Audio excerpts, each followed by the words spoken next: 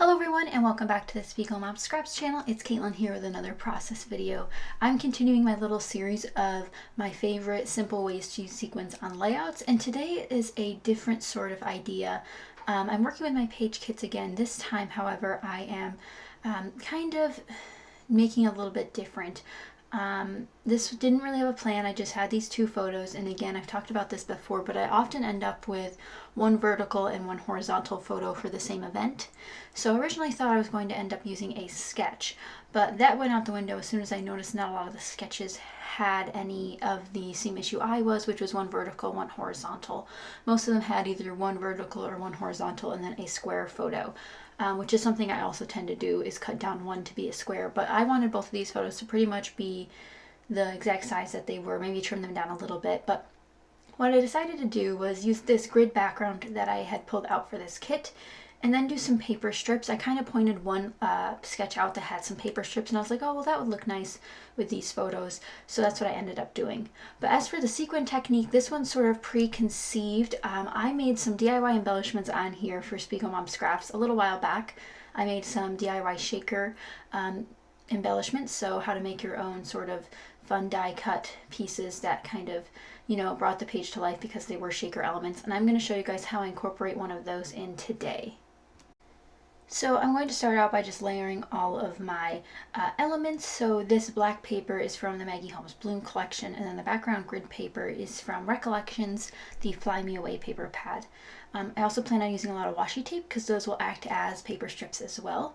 But first I'm going to mat all of my photos on some multiple of the papers in this kit. This one is from the Craftsmith Conservatory paper pad, which is absolutely beautiful.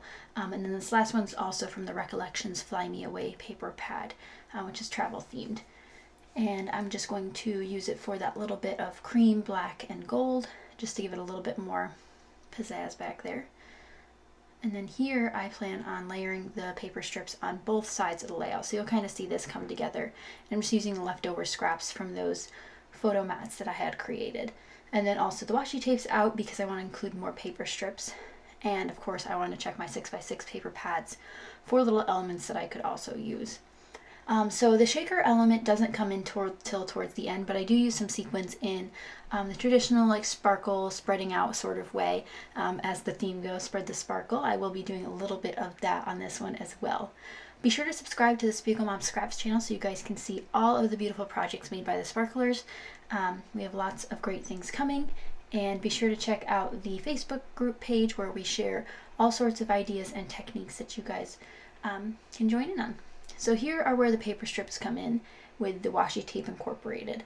So on the right hand side, this is essentially where I thought I was going to put either my journaling or my title. Again, I don't really have a plan at the start here. I'm just kind of plopping things down where I think they look good, and I want to balance out the darkness on the left hand side to the darkness on the right hand side. So see me kind of pulling in those same exact patterns and putting them over there to kind of give it the contrast that it needs. And again, using the same pattern papers and same colors is really helpful because it'll help give it some continuity across the page, kind of drawing your eye over there.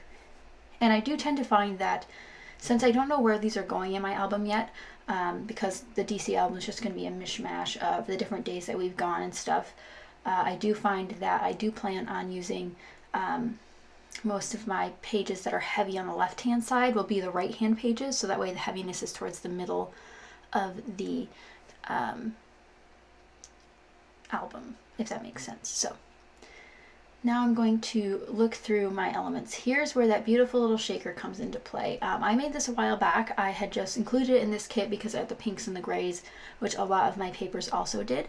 And what's really great about this is I managed to sort of redecorate the shaker so that it works and cohesively goes with my layout. And I also make it very interactive because I ended up including hidden journaling behind it.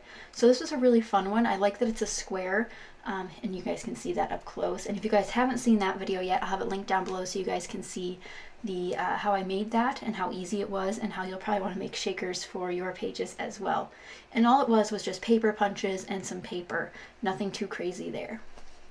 So now I'm getting some other ideas flowing after I picked out all those different die cut pieces. I wanted to pull out some thread to use because it's been a while since I used thread. And here you'll see me grabbing some black pattern paper again, just to give it that more contrast, because again, this is a very bright shaker element that I'm including, so I want to make sure to kind of make it cohesive with the rest of the layout by adding that darker element on top of it. So what I end up doing is peeling off one of the stickers, one of the gold hearts on there, and then tucking in some more paper and then putting that heart back on top so it looks like that had been there all along. So that's kind of a quick trick to do with that to give it some more cohesiveness. Here I'm going to commit to where my photos are. You did see me put down some thread here. I do plan on continuing to use the thread on some other sections of my layout. Now I'm going to stack up some elements to the top left of my photo. I have a little banner piece, which is from My Mind's Eye Meow collection, which yes is a cat collection, but I like this beautiful like gray color, as well as a heart from a Fancy Pants collection. It was the Paris themed one. I'm not 100% sure what that one was called, but you can see me building my hidden journaling here now. Since the shaker pocket's not the sturdiest, I did use cheaper cardstock, but that's fine. I did have to use liquid glue to glue it down, so I have to wait to put my tag in. Here's where I start blending in the shaker with the rest of the layout. I pulled out the exact same sticker book that I used on top of the shaker elements, and I'm going to spread some of those gold hearts around to kind of give it that same gold sheen. I don't want to differ from that course, so it looks a little bit more cohesive. And then here I'm grabbing some black embroidery thread to put through my tag, my journaling tag, and then putting a little knot in it, just so it has that cuteness and that like liveliness to it, so that little bit of movement. And then I tuck that into place. You can see that works fairly well. It just kind of came together. I'm not 100% sure how I came up with that idea so quickly, but I'm really happy that I did. And I did think I was going to use some more 3D elements on this page, but I don't end up using too many. I do go through the rest of my kit, however, looking at label stickers, icon stickers, and a lot to see if there's anything else that matches. I do end up finding one sticker. It says To Do, which is from Mambi, which is me and my big ideas if you're unaware. And I put that with that thread loop up there. It definitely needed something up there to kind of go with it, so it made more sense. Now, I do struggle with thinking of a title and what to use for my title, so that's what I'm thinking about here. I didn't really plan on where I was going to put my title. Obviously, there's a couple different spots I could put it, but again, I didn't know where. And I do jump to the sequins a little bit early. I pull out the one I already used in the shaker to keep that continuity, like I said, and that's the Fallen For You shaker. Or sequin mix, and then I also pull out Funky New Year, which was one of the newer collections, and then 50 Sock Hop, which is one of the older collections, just because they have similar baby pink colors in it to Fallen For You. And I dumped that into a bowl when I realized I should probably put my title down first before I get some wet glue and sequins everywhere, because that can lead to some sliding sequins, which results in some glue everywhere. So if you are a fellow liquid sequin gluer instead of glue dot team, let me know in the comments down below. I do not own many glue dots, so I go for the liquid option. That way I can always change my mind as well. I pulled out these beautiful gold foiled thickers. Again, they have a black element to them. The foam underneath is black, and then that gold foil matches the hearts that are in both the shaker and that I spread around the rest of the page. And they also go with the photos very well. The title I want to go with is Architecture, and that's a very long word, and I was fortunate enough to have the letters to spell that, but I was unfortunate enough that they didn't really fit. I thought about putting them down here next to my photo, the other way on my photo, and this is where wax paper comes in handy. You can put your title on a piece of wax paper and then move it around where it might look best. I did not do that despite buying wax paper for that purpose. I kind of just completely forgot. I thought I was going to put it on the left-hand side, which again, that would have made the left side very, very heavy, which is not really what I wanted, and it was hard to read on that black pattern paper. So I ended up pulling out these basic gray alphabets and just gluing those down over to the right-hand side. And it does look very weird. I don't know why it looks so weird, because I double-checked the spelling, and it still just looks really weird. I think it's because the capital I is just a line instead of having those top and bottom pieces. But here is where I take those sequins and start making a cohesive layout connect together with this element that was sort of not super matchy-matchy. So as you can tell, the elements of the shaker that don't really go are the background paper, which is a bright, bright pink. There was a washi tape on there that was also bright pink, but the rest of it's fairly neutral, which really helped me be able to tie it in. Now there is some pink on this layout, which is why I didn't mind bringing in another pink that didn't really match. I thought it would look fine. I didn't mind I was fine with it. So I ended up just doing the sprinkle method with the other sequins, the matching sequins from Funky New Year and from Fallen For You. And if you guys are interested, I'll have those sequins linked down below so you guys can check them out, because you don't want to miss out if they become sold out.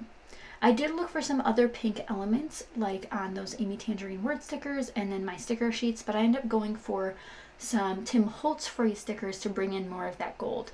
The black and gold ones, which are very subtle gold, they're more of a bronze color, also kind of help tie this together. So you'll see me grabbing some washi tape, which is in that rose gold pink color that matches the papers that I'd use more so, and adding that to the shaker element as well.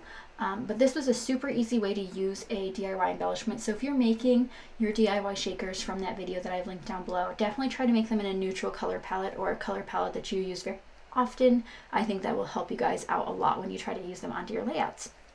But here is the close-up version. I hope you guys enjoyed. If you did, be sure to give it a thumbs up and be sure to subscribe if you're not already. Thank you guys so much for watching, and I'll see you guys next time. Bye.